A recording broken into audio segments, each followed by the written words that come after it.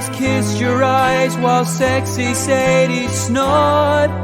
Oh, life was so much easier. The walrus kept us warm. A splendid time was guaranteed for all.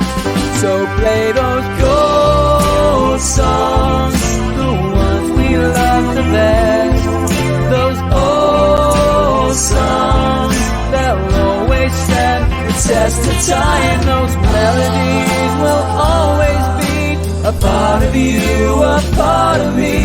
The memories they gave us will never disappear.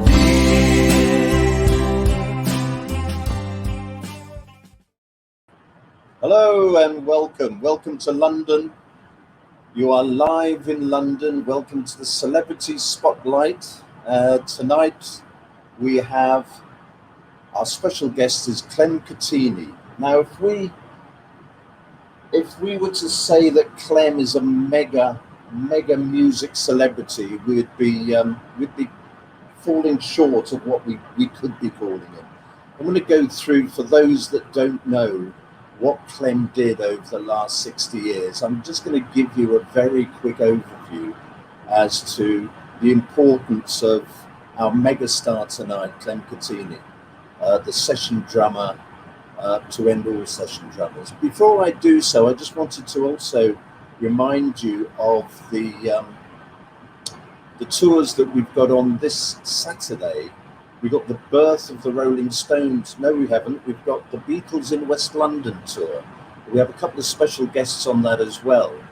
The Beatles in West London, we're going to be paying homage to John Lennon a few days before the 40th anniversary of his tragic demise in New York.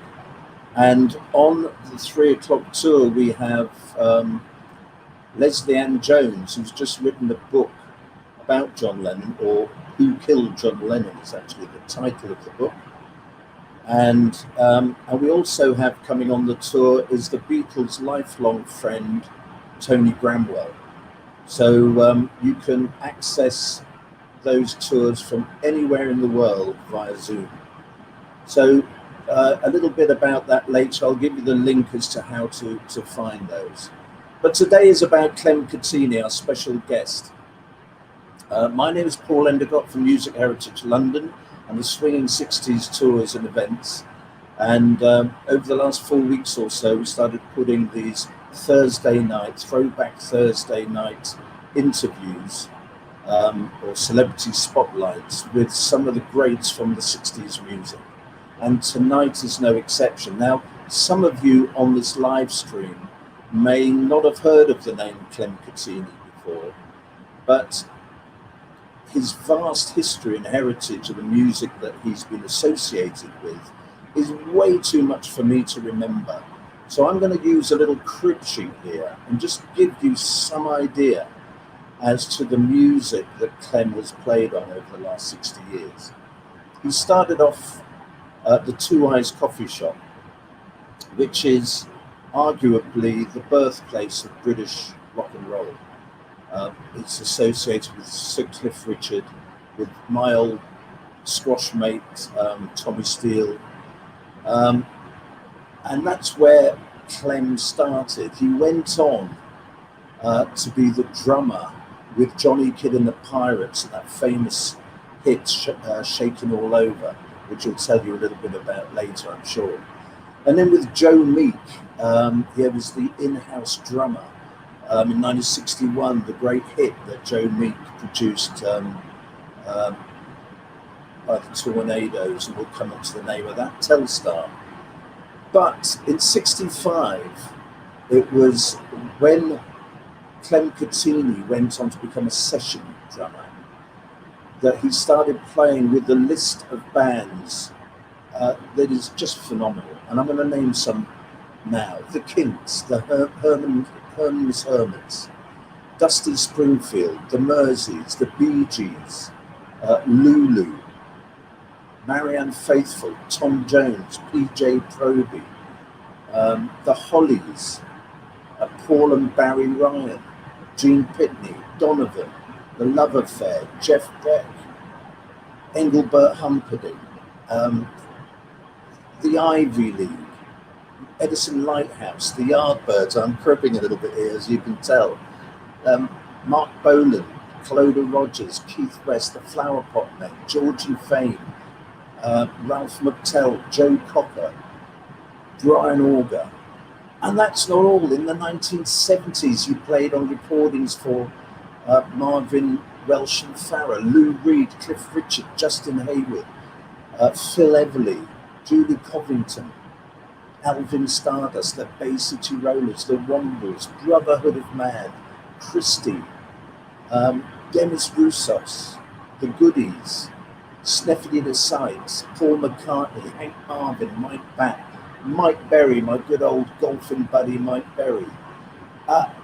And Clem's real claim to fame is that he has played in other than all the bands that he's played for, reputed to have over 42 UK #1 singles, including Telstar, Kenny Dodd's Tears, Rolf Harris's Two Little Boys, Clive Dunn's. I mean, it's endless. Ernie by Benny Hill, Whispering Grass, Windsor Daven and Dos Dell, that fascinating duo that came onto our screens in the 70s. Where else is there? Save Your Love by Renee and Renato. Amarillo, that great hit by Tony Christie. He was featured in Peter Kay, also in the BBC Top of the Pops band. He was with the Cliff Richard band, Roy Orbison, Linda Carter. Anyway, it goes on. So I'd like to welcome tonight's special guest, Mr. Clem Cattini. Hello, Good Clem. evening. Hi, Paul. That was a long-winded introduction, but there is. I didn't realise I'd played on that many, to be honest. I thought I'd remind you, because I'm sure that you must forget the number of bands and #1 hits you played on. Yeah, I to be honest, I never ever knew. It was somebody told me, they did a survey of it and told me what I'd done. I didn't realise it. I mean, there's other guys at the same time as when I was about doing sessions, I just doing as much. I was just lucky, really. It's a funny situation because, you were like instead of, I was what I call a musical navvy. Instead of going digging holes, I made records, so that was really... Well, I must say, and everyone would say, just listening to that soliloquy I just gave of all the music, the iconic music. I hate to use the word iconic, but there's nothing else that can describe it. We're starting to get some fantastic comments coming over from all over the world, as I mentioned to you, Clem. Oh, nice. We got Julie Woolmore saying incredible list. We've got people here. Mary Beth Osborne, fantastic, from California, USA. Well, that's nice. There are people sharing this as well, just seeing where people are coming in from. That's brilliant. Now, as I mentioned to you earlier, we had a quick chat earlier, and if you look on YouTube, there are so many interviews of Mr. Clem Cattini, and a lot of them go into the history of the music, of which there is masses, and there are interviewers a lot more capable than I am to give you a great interview. But what I wanted to do tonight, for the sake of everyone else as well, is to get to know a little bit more about Clem Cattini, the man, rather than only the music, which is so well documented. Here we go. We've got somebody coming in that probably knows you. Philip Gamage. Good evening, Clem. Hope you are well, from Wolverton, Milton Keynes. Oh, well, thank you very much. I'm fine. Thank you. Um, 8 Brothers went through all the 60s music. Okay, just looking at some of the other.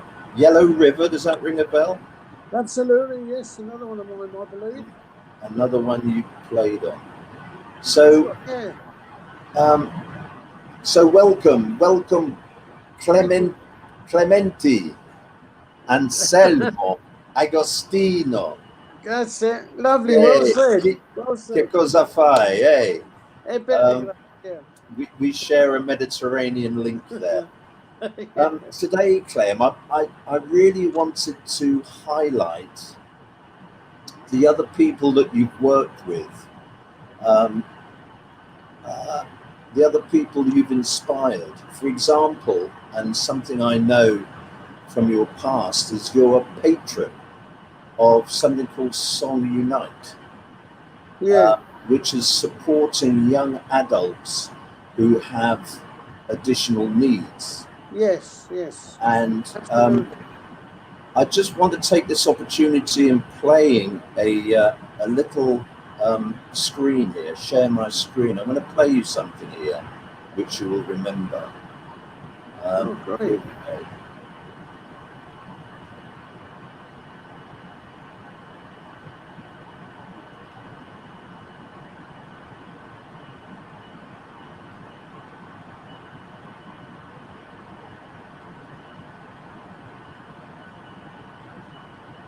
Episode, they interviewed the legendary drummer Clem Catini, who is also a friend, and we're very proud to have him as our patron. As one of the most prolific drummers in UK recording history, Clem Catini has played on over 40 #1 singles.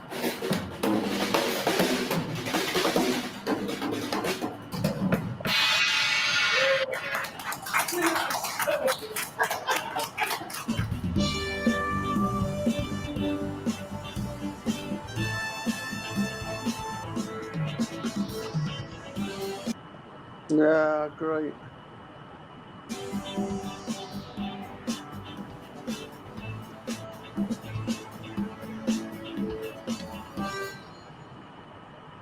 I would like to welcome our guest, Clem Catini.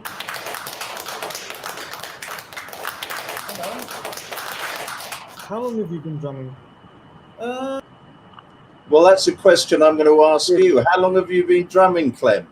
I don't know. I started right around the end of the 50s. I didn't start playing till I was 17, believe it or not. You know, my dad had a restaurant. I left school, and obviously, you know, you go into the old man's sort of business, and I didn't like it. You know, a sort of yes sir, no sir, 3 bags full, sir, for a tuppenny cup of tea. You know, and then I started playing. I better start at the beginning. The reason I started, I went to see Blackboard Jungle with some mates who were guitar players. We came out and they said, let's form a rock and roll group. I said, yeah, all right, what do I play? They said, well, you play drums. I went, oh, okay then. But I started on Washboard, believe it or not. So that's how I started, basically. Well, that's how you started, and now you are giving the inspiration to so many others. And I wanted to bring into this meeting now a little surprise for you, because I'd like to add one of your the guys that you've inspired so much. Let's see if we can bring him in. Can you see? There we go. Hello, Look who it is! Look at, oh my God. I tell you what, you know, the thing is, Paul, people don't realise how talented these kids were. Those guys that I was involved, they were so talented, but they never get the chance to show their talent. I mean, I remember, do you remember we did the thing at the Water Rats thing, didn't we? Yeah. And they were performing. And the thing is, you know what, excuse me, it peed me off a bit, that they made them go and eat in the kitchen, not at the table. And this is the sort of bullshit, I'm going to say it, bullshit, you know, that they have to go through. And I'm sorry, those kids were so talented, you wouldn't believe. And my mate Barnaby, I'm getting a bit worried because he might be overtaking me. Well, can I interject? Yes. Absolutely. Yeah. Hello, Clem. Lovely to see you, Clem. And I don't want to take too much of Clem's time up, but you have been a great inspiration to Barnaby, as you know, and to his friends. And Barnaby was my inspiration to actually sort of side shift my career and take on the skills that I've learned from musicians like yourself. I've been lucky enough to work with Derek Griffiths, who introduced you to me. That's right. Yeah, and all Chris Parron and whatever, and so Barnaby, he inspired me to. We wrote a song together, and then he inspired me. I thought, well, if Barnaby got so much out of it and actually wrote really good lyrics, I was a bit, maybe his friends and his peers could do the same. So that's I started out on the journey, and I piloted a scheme. And now, you know, we've worked on Barnaby often assists, and we've worked with hundreds of young people with special needs. And now, Clem, you probably don't, I'm now working with people who have mental health issues and brain injuries. And anybody who doesn't, like you said, doesn't get that opportunity to actually shine and you know, bring you know, show everybody their talents. And I'll just end here to say, Barnaby might say something in a minute, but he's been drinking heavily tonight. So, you know. So tell me, Barnaby, if I can ask Barnaby, hi. Say hi, that's Paul. Yeah, good. Tell me a bit about the inspiration that Clem brought to your drumming. What do you think of Clem? Yeah. What do I think about Clem? Yeah. Is he a good drummer? Yes. Yes. Well, that's okay. You're all right so far. And does Clem inspire you to become a good professional drummer? Yes. Yes. Yes. And maybe if you could share something, because I think this is important. Clem's sort of picked up on this, and it's difficult because he's my son and he's obviously the best in the world. But Barnaby works very hard, like any musician, and he practices every day. He now songwrites. He now is the director, I guess not, of a record label. He works in a recording studio in Brighton. He's a very I would say more than competent drummer and percussionist. And he's now, Clem, if you remember, when we were working together, Barnaby went for the Bronze Arts Award. And now, what are you working on now, Barnaby? Which one? What's after the bronze? Well, you got your silver, and now, what are you doing now? What is it? You know. Is it a gold? It is. So he's going for his Gold Arts Award, which is equal, and I'm only saying this to inspire others, that anything's possible. Yes. A Gold Arts Award is level to an A level. But the thing is, at the end of the day, if they're given the opportunity. Yes, yeah. That's the big problem. And then people don't realise that these kids, whatever, some of the talent there is unbelievable. Yeah. And they don't give them a chance. And they No. do. Yeah. And thank you, Clem. I mean, this is a good place to do it, but to thank you ever so much. It's got the sound going a little. Can you hear me? All good? Yeah. To thank you for all the kindness and the generosity you've given, and also this is a good opportunity, because I don't know if Derek around tonight? Del? I don't know, to be honest. Hey, there he is. Hey, you never Yeah. told me this, Cheers. Cheers, Barnaby. I want to thank Let's Derek party. as well. I want to thank Derek as well for introducing me to you, Clem, because he's been such a help, Derek, with the projects, you know, and And that's all. I'm going to stop talking now. It's your night, Clem. You got anything to say about Toast? Oh, well.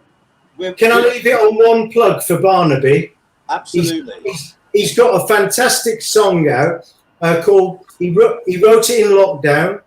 He was in lockdown, and we wrote it online, and it's called "Keep Smiling."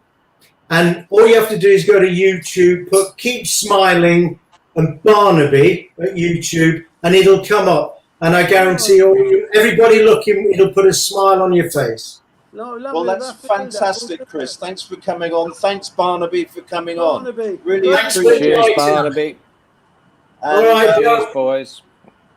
And we'll catch up soon. A quick word with Derek, if I may. Right, where are we? You monkey, you never told me, did you? I thought I'd keep it quiet. Cheers, Chris and Barnaby. So yeah, I've got to tell you, Paul, we only had about an hour on the phone with each other yesterday, me and Clem. Oh no. Well, there we go. Discussed this was a surprise for Clem. I've got a few other surprises, Clem, but I just wanted, because we've got people from all over the world coming on to this live stream at the moment. That's nice. It's good to get friends and colleagues within the music industry to give a little anecdote about Clem, so that people can get to know the person rather than just the fantastic music that you've helped to create over the last 60 years. So give us all you got, Del Boy. Well, Clem and I have done quite a lot together, haven't we, mate?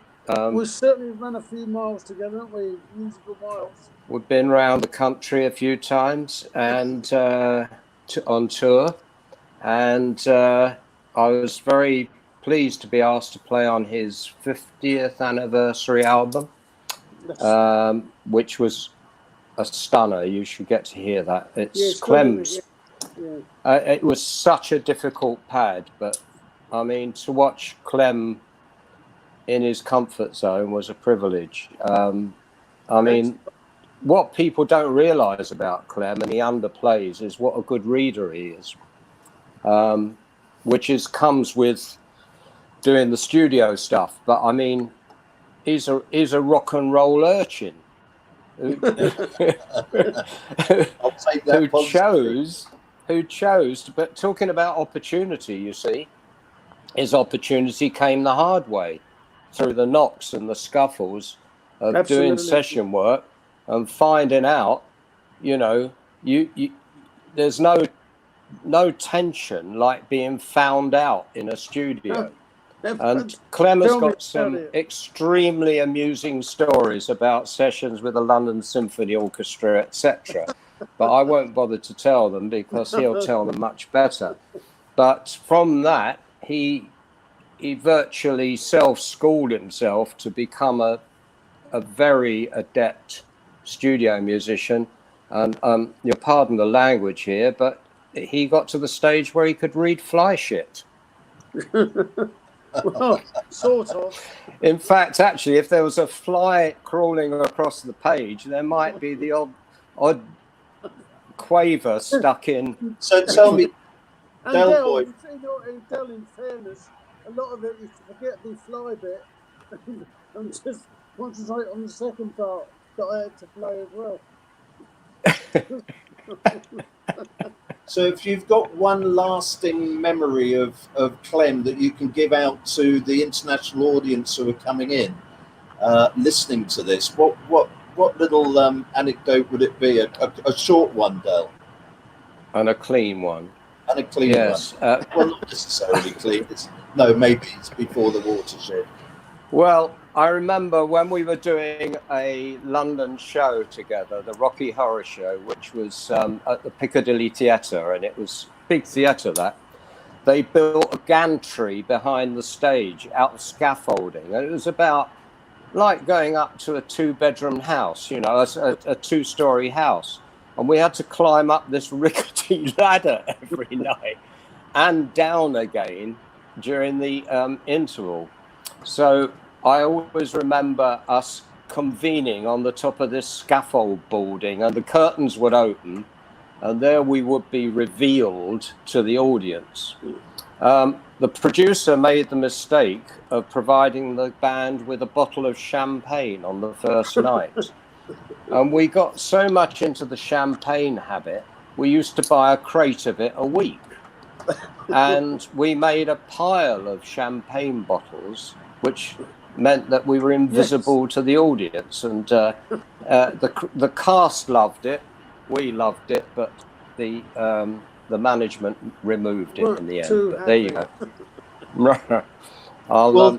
Clem, it's your night. And just a minute, I've got something. Clem Catini, this is your life. Del, thanks, mate. For those who don't know who Del is, Del Griffiths, or Derek Griffiths, played in a band in the 60s called the Artwoods. The guy that founded it was a guy called Art Wood. Some of you may have come onto the live stream last week or a couple of weeks ago whenever Del was on there. It's the brother of Ronnie Wood, Art Wood. So I'd just like to thank you, Del. Thanks for popping in. We've got a few more people in the green room, Clem. Yeah. Can I go now? You can go now. Let you off. Can I just say before Del goes that he's one of the finest guitar players I've worked with, a very competent player, and a joy to work with, I must say. Thank you, Clem. Even though he's a Cheers, Chelsea mate. supporter, and I hate him. Right. Thanks a lot, Del. Cheers, Del. Thanks. Come on, the Arsenal. Take care. Cheers. Right. We have... It's been great being able to get a few people together for you, Clem, to actually... not say to pay homage, but just to tell us, the listeners, and there's a lot of people on here still.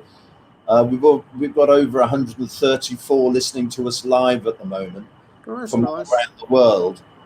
Just to give them some more insights as to who you are. And I've got a couple of other drummers that are, well, certainly one drummer coming along. Can I introduce you to Mr. Status Quo drummer, Mr. John Coughlin? Ah, Johnny boy, I was talking to him a couple of days ago. Clem. All right, John. Hey, John. All right. I see you, mate. It was very kind of you Yeah, to phone me fine, the other yeah. night. That was lovely. Gillian was really Yeah. good. No, it's a pleasure, Yeah, mate. because I've got a Pleasure. picture on the wall. Bill used to work. With who? Sorry? Everything's breaking up at the moment. I don't know if you can Yeah. That's it. You're okay now? breaking up. At the minute. So there's, I don't know if you can see Bill, but yeah, you said earlier that you played on a Hollies record. I used to love the Hollies. Which track was that? Then? Don't ask me, mate. Honestly, I don't know. I wish I did. I've been trying to find out. Somebody did tell me the ones that I played on, but I can't remember. You know what it was like, John. Used to go in and just you sit down, you play 4 titles, pack your gear up, and go to the next session, do another 4 titles, and you know, I mean, a lot. I've had people coming up to me saying, "Oh, I'm so and so. Did you know you?" I had a guy from Australia send me a letter saying, "Did you know you played on my records?" I don't remember. You know, so it's one of those situations, unfortunately, or fortunately. I wonder if it was. It may be a bit. Problems here. Everything's breaking up. Can you hear me, Clem? I can, yes. Sort of. It's one of them, isn't it? Okay. Yes. Have you got any earbuds, John? Can I? You've frozen as well, John. I'm going to bring somebody else in while you try and get the sound sorted out. Okay, I'll come back to you if I may. Have you got the sound okay now? Okay. We'll have to come back to you, John. Okay, so one of the bands, Clem, that we mentioned in that massive lineup of the bands that you've played in is the Ivy League. Yeah, yeah. And you remember the old days of the Ivy League, and I mentioned also, you know, I asked, when was the last time you saw John Carter? Yes, yeah. Well, there he is. Hey, John. All right. Listen, it's these guys it was these guys that I've got to thank for my career on the session scene, because working with them, I did so many demos and that with them, and I used to get phone calls. People said, "Did you play on such and such a demo with the John Carlton?" I said, "Yeah." "Well, could you come and do the master?" And that's how I started my session career. So there you go. Thanks, John. We can't hear you, John. Can't hear you, John. Say again. We can't hear John. I said, if I made your career, I'm sorry about that. I mean, no, you made a lot of other people sorry. Not So you've this is a bit of a surprise. When was the last time you saw each other? Christ, John had he had brown hair. It's quite a long time ago, isn't it? Yeah, John, it was a long time ago. Yeah, but we had a good time when we were together. Oh, I love John. that. So that people know who's coming in from all over the world here. We've got people still writing comments, which I'm going to bring in a minute. Could you just give yourself a little big up with regard to the bands, not only the bands you've played in, but some of the fantastic songs that you've written? I mean, you know, for example, you were the voice in Winchester Cathedral, the Laudio. I don't like to mention that one. Oh, Paul, just before we talk about Mansion Records, the one thing you missed out that I played on was the Wombles. I think I tried to get through to the Wombles as well, yeah. All right, okay. So no, we had some good times on sessions, I think. We did, yes. We had a lot of laughs, didn't we? Oh, absolutely. It was great time. Well, it was really, John, it was down to you lot that I got onto the session scene, you know, working down with you down Southern Music. Yeah, that's right, yeah. So, you know. Once we got you in there, we knew you were the right one. Nice of you to say so. I mean, because you know the funny part about it, I've got to tell you a story. I had the choice of, do you remember, it was the Ivy League or, what's his name, the guitar player, Mitch Mitchell was with. Yeah. What was his name? Oh, God. The guitar player Mitch played with, American guy. Can't remember. Oh, God, anyway. Very famous. When he's so famous, I can't remember. And it was a choice of two. Nick ended up with him, and I ended up playing for the Ivy League. We had some great times. Yeah, we did. Yeah, you came on tour with us, didn't you? Yeah, I took 11 months we were on the road together. Yeah. Until you had your accident. That's right. Hit the tree. Yeah. And that was don't mention it. I don't want to remember that. Yeah. I do. We were travelling behind you, weren't we? And I suddenly your car up against a tree. You know. Yeah. So anyway, Clem, if I could ask you a question, at what stage in the career were you considered for Led Zeppelin? Because from what I've read, you were on the short list for the drummers for Led Zeppelin. Well, I mean, the manager, what's his name? God, my brain gone. He phoned me up and said to me he wanted to take me out to lunch because they had this project they were going to start. And I think it was because I'd worked with Jimmy Page quite a lot and John Paul Jones. When I was with Lulu, John Paul Jones was the bass player in the band. And I never got a chance to go out to lunch. John knows it. You know, you're doing 3 sessions a day.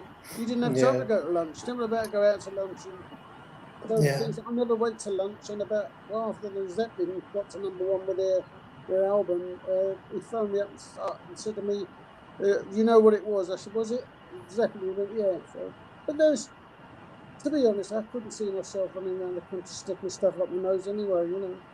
So, what the hell?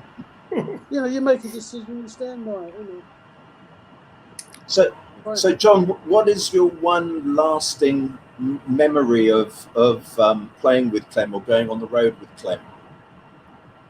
Well, I think he always made us laugh. That was the thing. You know, we were a bit depressed sometimes because we were doing a tour and it wasn't going maybe very well. Clem would suddenly come out with something. We'd all start laughing and we'd enjoy it again. Well, it was. Thank you, Clem. That's all right, John. You're welcome. Your lasting memory of me having a verbal with Terry Ford. Yeah. Yeah. Brilliant. No, I had Brilliant. a great time with the Ivy League. You know, I mean, I think we did the right thing packing it in, didn't we? Oh yeah. Yeah. You know, like for Ken, dear friend. You know. Yeah. It's good to hear that John is carrying on. You're still writing a lot of stuff, John, aren't you? I am, yeah. I'm working with this guy here next to me, Salamo Hamza. Sal, hello, Sal. Put your head in the picture. Oh, hello. Oh, there we go. Hello. Hello. I've never met you, but hello. Okay. Yes, it would be nice to see. We're working. You know, we're doing great songs at the moment. Yeah. Yeah, good. Well, I mean, the Carter Lewis songwriting team was one of the best in the country. You know, Thank without you. doubt. Thank you. Yeah. And of course, we were these things as well, weren't we? We were the what were the other group we did? Go to San Francisco. Let's go. Let's go to San Francisco. Yeah. Oh, Flower Pot Men. Yeah, the Flower Pot Men. Flower Pot Men, we were. Yeah. We were the Flower Pot Men as well. Yes. I've been So a did you- Flower Pot Man. So Clem, did you drum on that? Let's go Yeah. to San Francisco. Yes, I did. Yes, I did. It's great. Didn't I? Yes, I did. You did, yes. It's unfortunate because we're going through Facebook. I'd love to be able to just play 10 seconds worth of some of these massive hits so that everyone can remind themselves of how great they were and how part of the 60s culture they have become. Yeah. Unfortunately, playing live music will just slam us into a void as far as sound is concerned. But I'm sure anyone that's on here old enough will remember. Mr. John Carter from Gosh, you know, well, we'll meet up soon, and I'd love to get you on one of these celebrity spotlights very shortly. Because in fact, we'd probably need 2 hours to do that. Not that you talk too much, but I certainly would like to get into the music that you've not only played but written as well. So thanks for coming on board. Thank you. And it's great to see you two together for some years.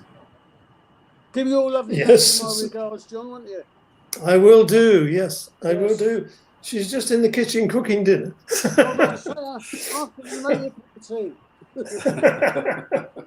Brilliant. I'm just seeing if old John Coughlin's disappeared. I can't see him on my green room, so we'll wait for him to come in. Thank you so much, John. And we'll catch up soon. Stay in the green room if you may. And then I just want to catch up on some of the comments that are coming through now. Let's have a look here. Philip Gamage, good evening, John. You were looking well. Got funny how love can be. Also tossing and turning on 45 vinyl. I am in my middle 60s and missing the live shows. I played on those as well, by the way, except I played on Tossing and Turning, just a matter of interest.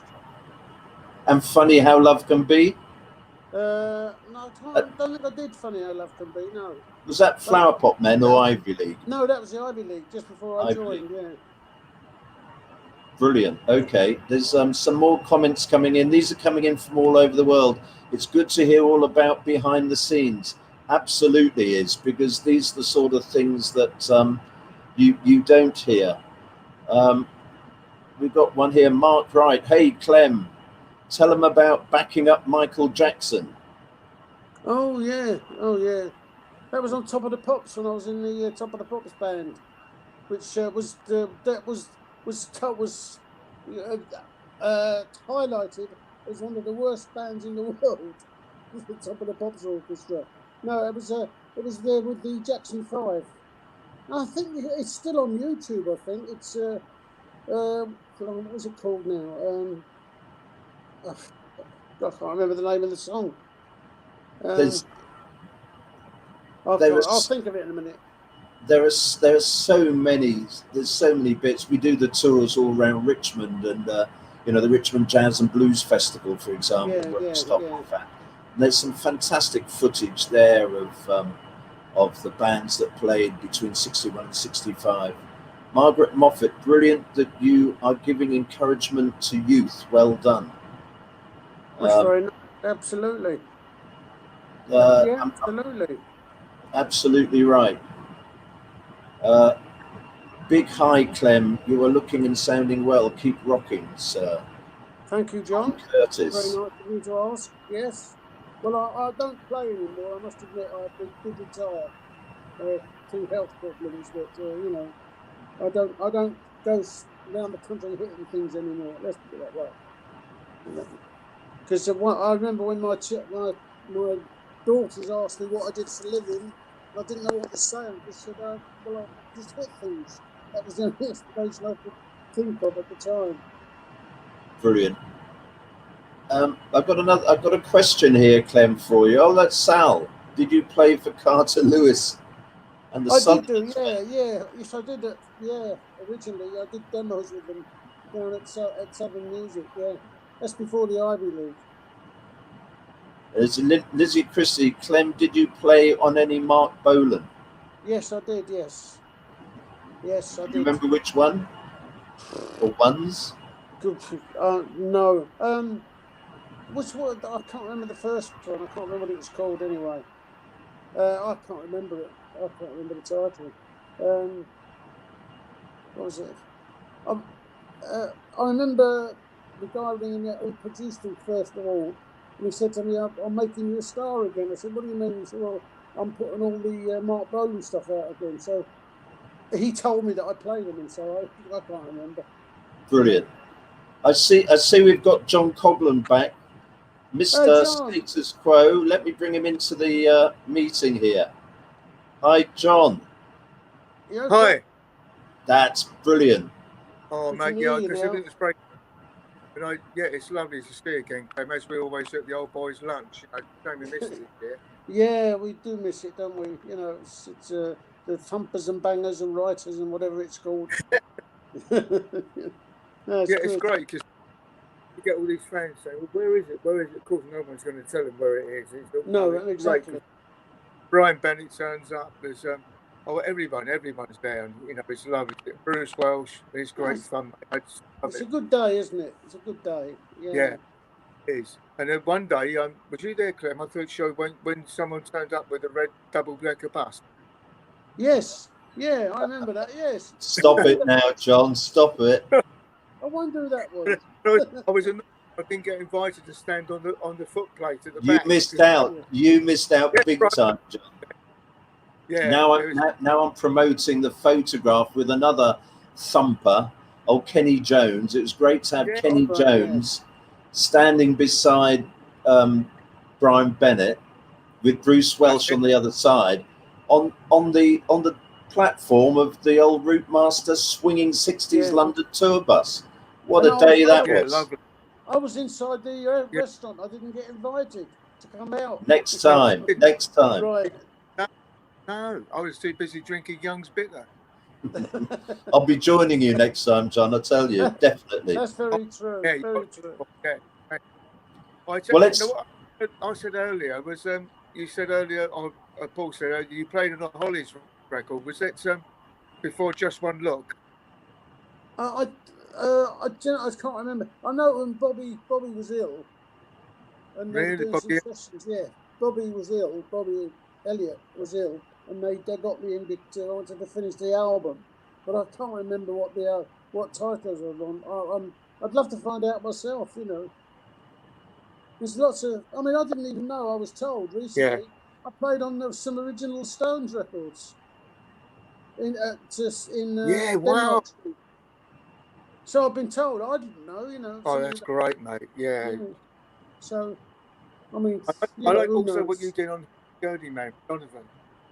Oh, Donovan, yeah. I mean, that's another story, that is, isn't it? You know, that is another story. All right, mate. I'm sure you've got so many stories, Clem, that you know. Are you ever tired of telling them? You've been interviewed by so many people on YouTube. As I mentioned, I've gone through loads of interviews. and that's why I wanted this to be more of a get to know Clem Cattini rather than some of your stories. But there's so many. No, not really, because at the end of the day, you know, it's nice to think that people are still interested in what you do. Yeah. You know, I mean, it's you know, and at the end of the day, those are the people that make you what you are, and they're entitled to get something back if you can get something back. You know, and you know, it's nice that people are still interested.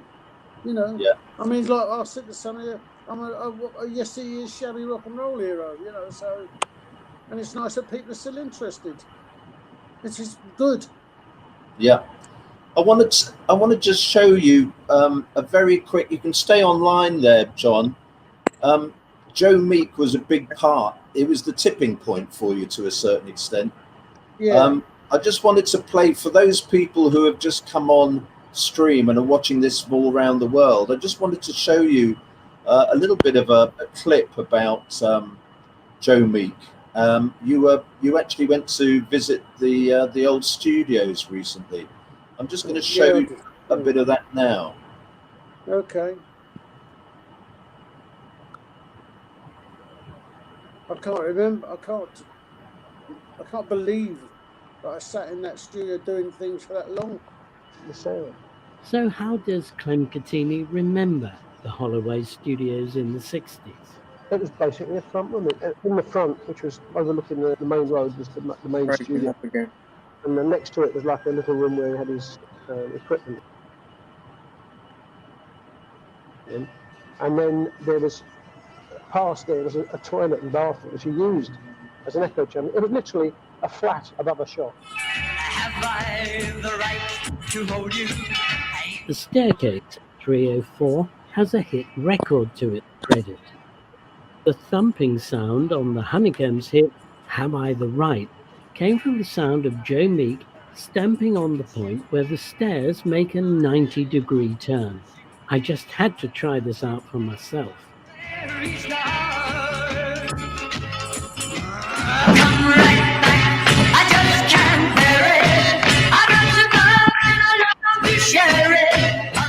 This staircase also holds a tragic tale. It was here that two died on the 3rd of February 1967. The first was the owner of the leather shop on the ground floor, Mrs. Shenton, and the second, Joe Meek himself. What exactly happened is still surrounded in some mystery, but especially on this date, we remember both of them, and the music created at 304 Holloway Road.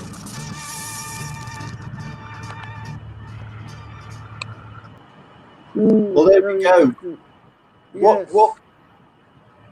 What longing memory, or what memory do you have of Joe Meek?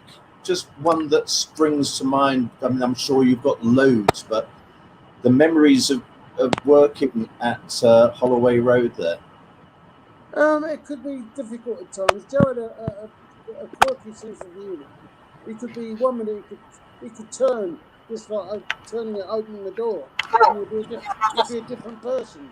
You know, in 5 minutes he'd change from one thing to another.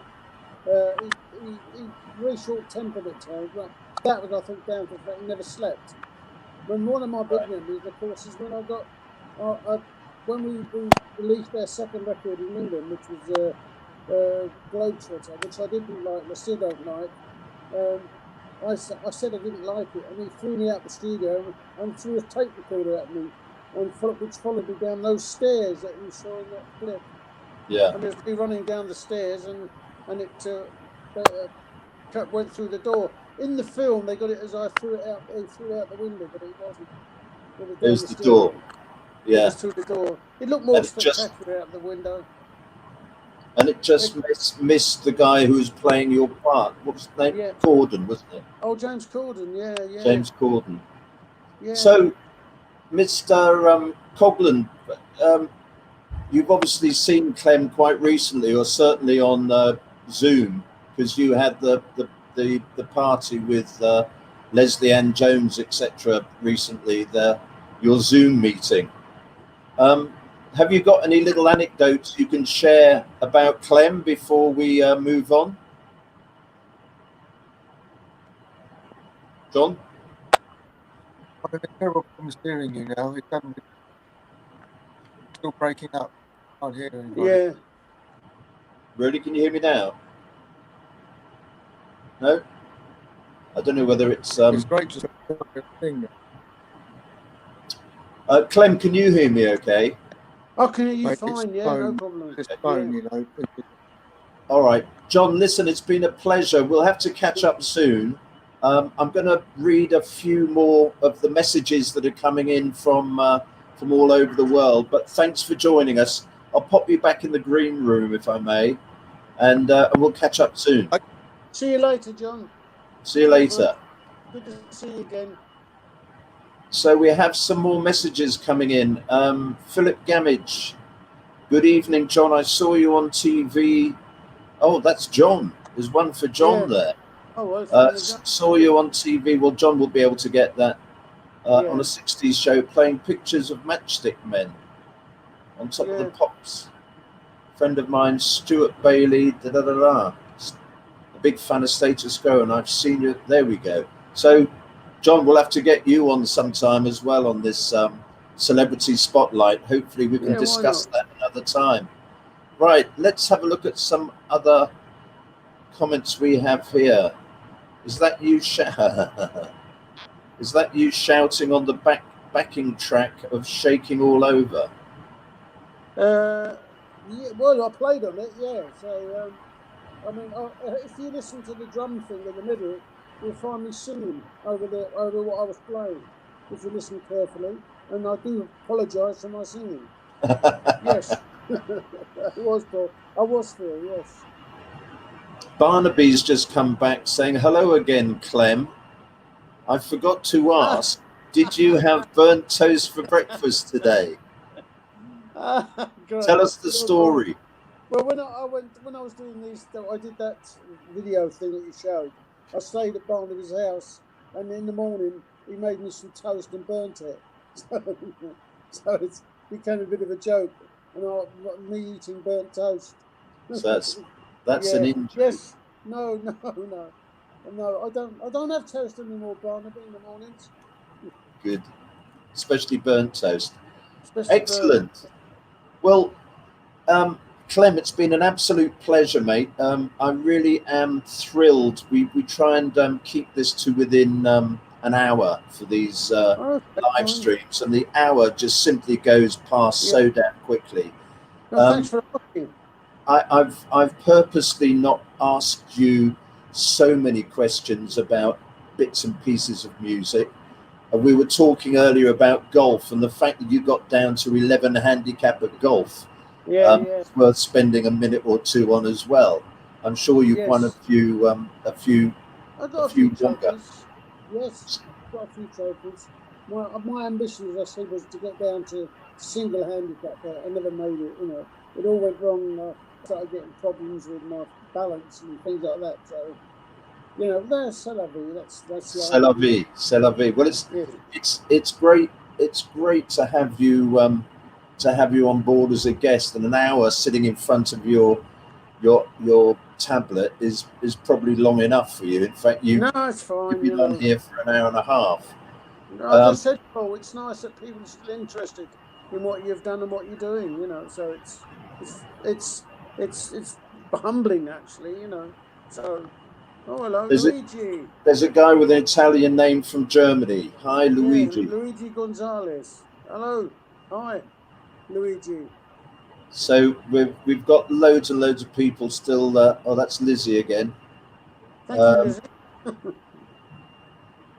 You're amazing. We've got a couple of amazings, Phil Metcalf and So Philip Astley. This must be the most boring show on the net. There we go. Hi, Philip.